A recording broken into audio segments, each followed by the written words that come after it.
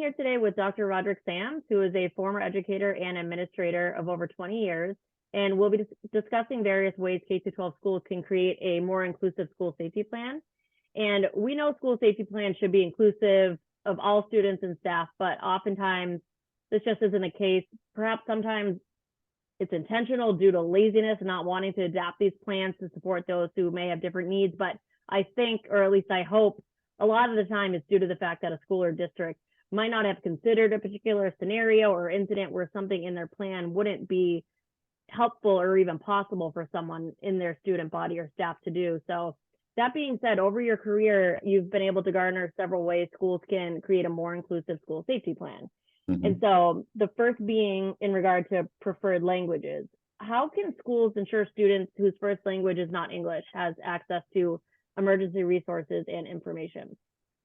Well, obviously, great question. I think as we start thinking about students who have differing needs, obviously language barriers can be a challenge, especially in certain parts of our country, but really, nationally, because of course we're getting, young people from all over coming to our schools. I think as districts and schools start thinking about their safety plans, they must also think about, the languages that are included, as you mentioned in your question.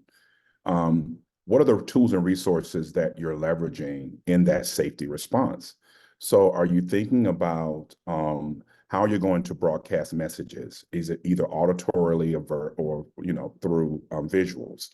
And so if those visuals, have written words, you want to make sure that you're thinking about, are you including multiple languages in those messages? If you're doing an auditory message, right? If it's an intercom announcement, are you thinking about whether or not you're doing it in multiple languages, especially languages that are dominant in your schools? And so, schools have those capabilities in a lot of ways. There are a lot of resources that are out there that allow for you to make those kinds of adaptations if necessary. But I think ultimately it comes down to schools making a conscientious effort, just like with all of these things, to say, I'm going to be inclusive, right? If I'm truly thinking about making sure that all students are protected, then all means all. And I have to be intentional in how we provide that level of support. So, looking at resources that are out there that allows for, translations, or looking at tools that are already provide that capability are key in an emergency world and a safety world. And there are tools out there that do that. And so, as the selection process occurs, that may be something that comes at top of mind versus an afterthought. It has to be something that is, truly a part of the vetting process for a lot of these tools and resources that districts may invest in. And so again, I go back to my practitioner world. When we say the word all, we have to truly mean the word all. And that's kind of the way I would want districts, schools, and leaders to approach this work. My sister-in-law is a teacher at the high school in my town, and she said this year, more than any year, she has the most amount of students that don't speak any amount of English. And so it's a challenge for teachers in the classroom as well, but you hope that leadership is providing teachers and those students with the resources that they need to succeed. But I was talking to her about it, and it's amazing. She said even the school year starts September and it's February. These kids are just so smart and pick up on the language being in the classroom. And so their kids are really able to adapt, but that doesn't mean that like you said, it needs to include all. Well, it's great that, individualized situations can occur, but it needs to be truly broadened to make sure that everyone have equal access and equal opportunity.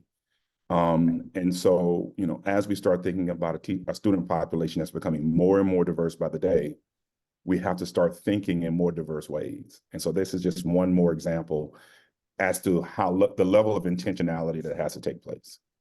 Right. Now, you said accessibility, which brings me to my next question, accessibility in the sense of physical accessibility, which is huge since there's a lot of rules and regulations that govern this area, like the Americans with Disabilities Act. Yes. How do you recommend schools make students and staff with mobility limitations, feel safe and empowered during an emergency? Couple of things I think about, right? So as plans are developed, right, and this is something that I think is a broad example that may cover several questions that you may ask. You know, you have to make sure that those individuals who are responsible for those students have a seat at the table and they're there to discuss the needs of those students. A lot of times when safety plans are developed, or when safety protocols are developed, they're developed with the majority of students in mind. And that's kind of comes into play even when we start thinking about multiple languages, as we mentioned before.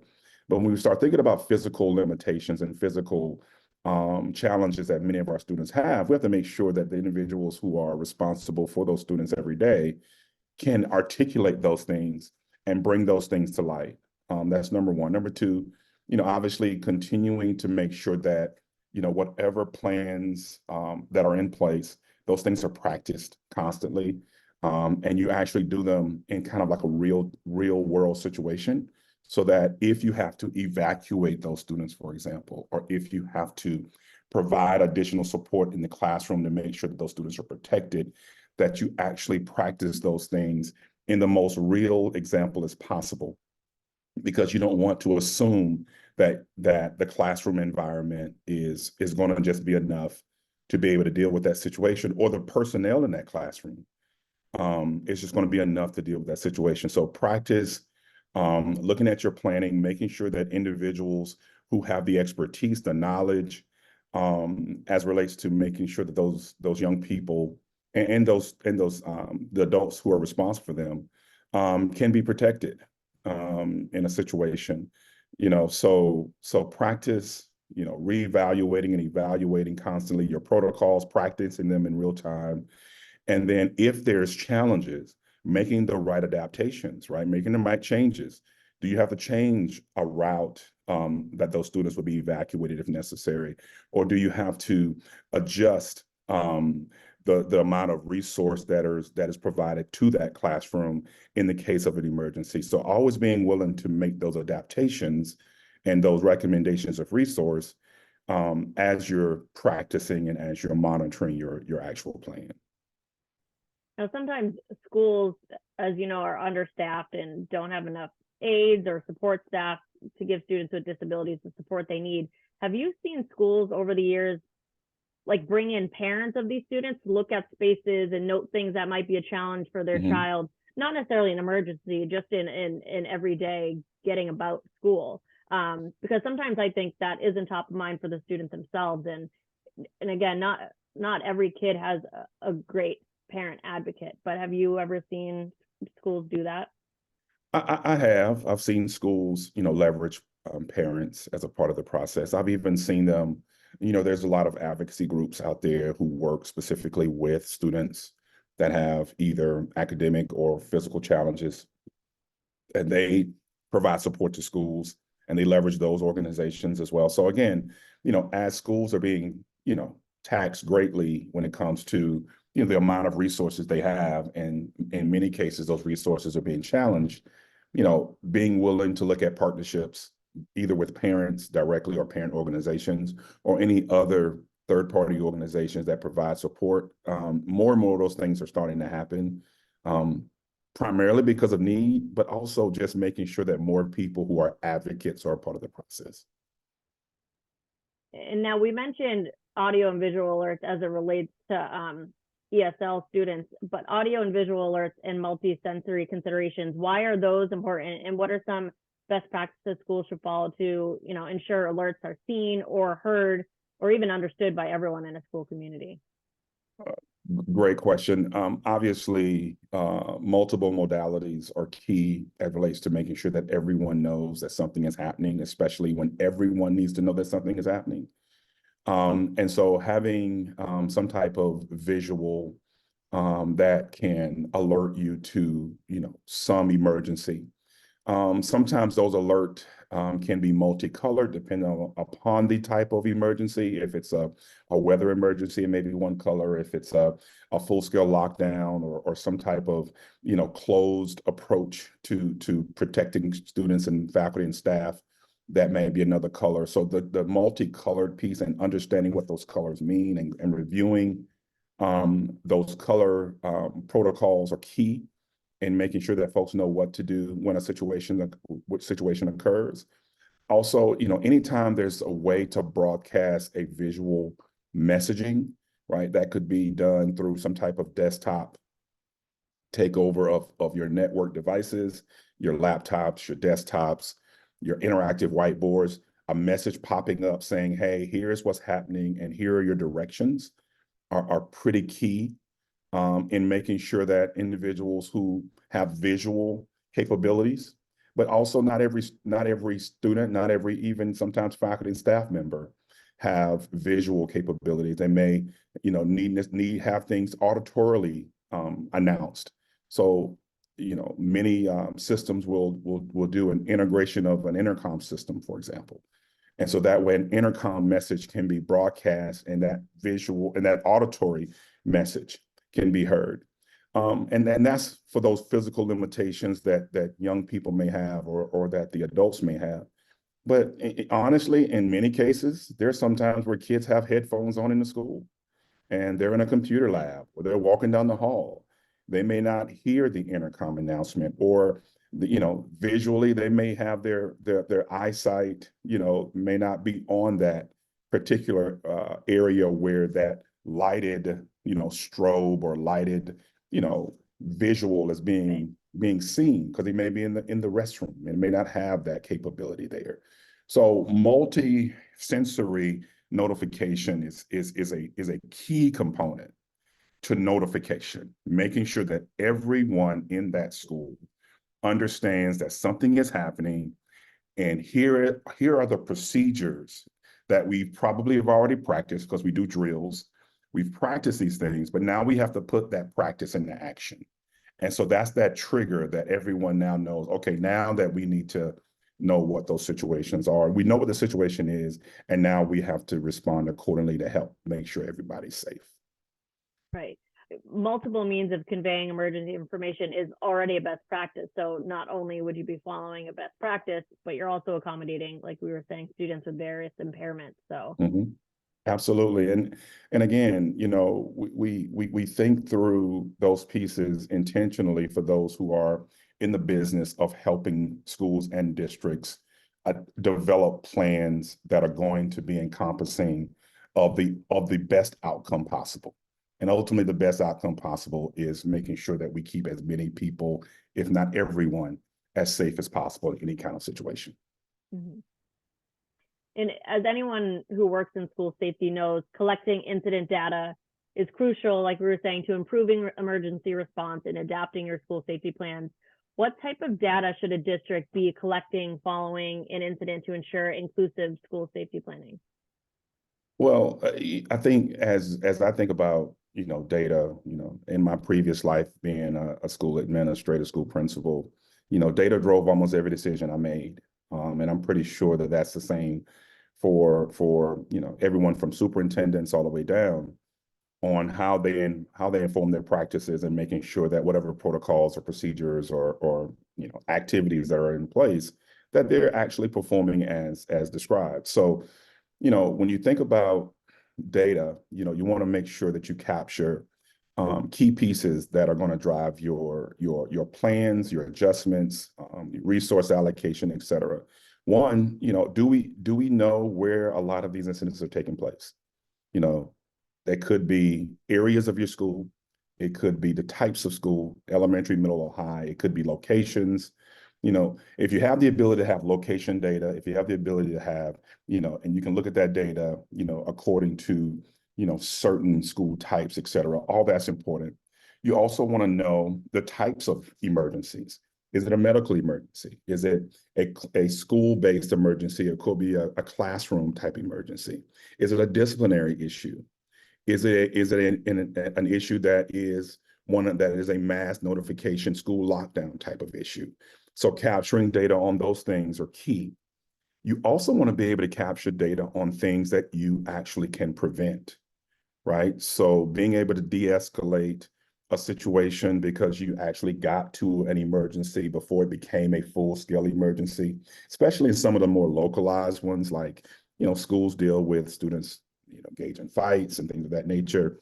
And if you can proactively identify, before that fight actually occurs, that someone is getting to that situation and resolving it before that action takes place, that's a piece of data that you can then point to and say, wow, we're preventing situations based on our protocols, based on our safety plan, based upon our the way in which we are providing support for our school.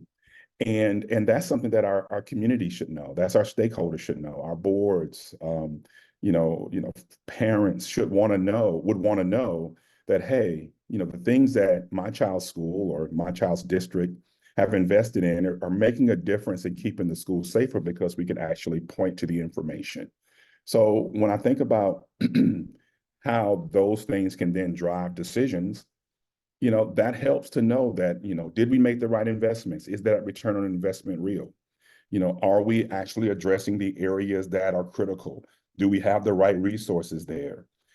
Do we have enough resources there? Do we need to make changes? Right? So these are the kinds of data points that can drive some of those actions, and I think can improve situations. I think people focus on so much more on severe violence when most of the time it's disciplinary or medical. And so I think maybe schools might be considering school safety planning in an inclusive way for really serious incidents and not really focusing so much on the more likely to happen types. That's a great point. And I think, when I think about my practitioner days, my principal days, yes, did I think about, weapons in my schools? Yes, I did. Did I, plan accordingly? Absolutely.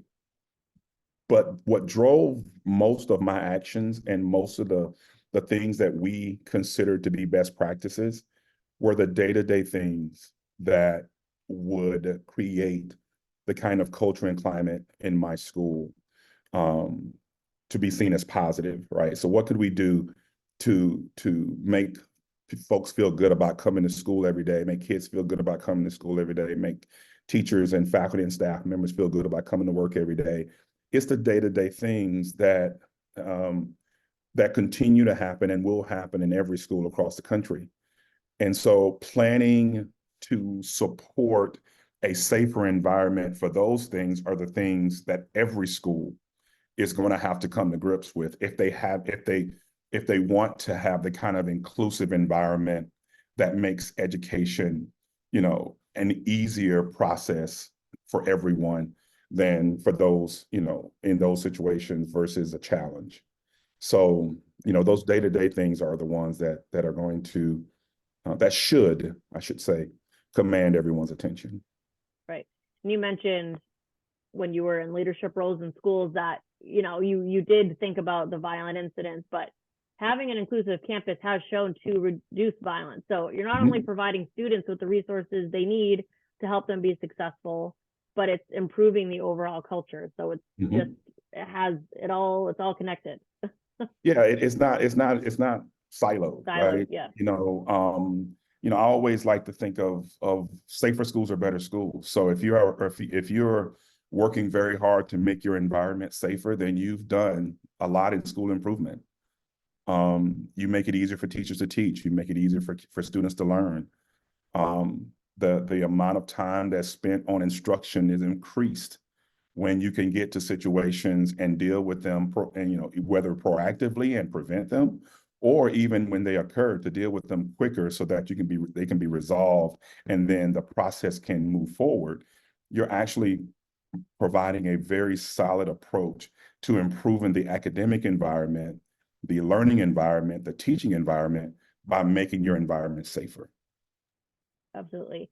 Now, earlier in our discussion, you mentioned resources. Can you point to any helpful resources schools can refer to either help them understand the importance of inclusivity in school safety planning, or kind of where they can start to match their plans against to see where they need to make changes?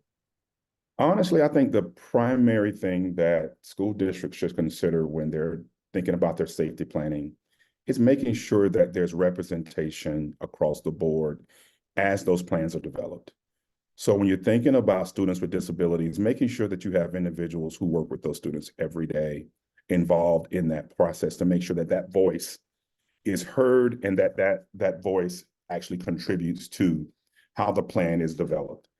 Same thing with academics. People don't think about the role that safety plays in academics, but of course, if you're trying to think about how, we're trying to, increase the viability of how teachers perform and how students perform, then that's the academic component, but safety plays a huge role in that. So making sure that you have representation at the table. Yes, our safety personnel will probably drive a lot of the conversation, but that shouldn't be done in isolation. It should be done in collaboration with a lot of groups who ultimately should have voice and should be given an opportunity to express how these things will play out, and making sure that, as I said earlier in the conversation, that all students in all situations are considered as we develop these plans.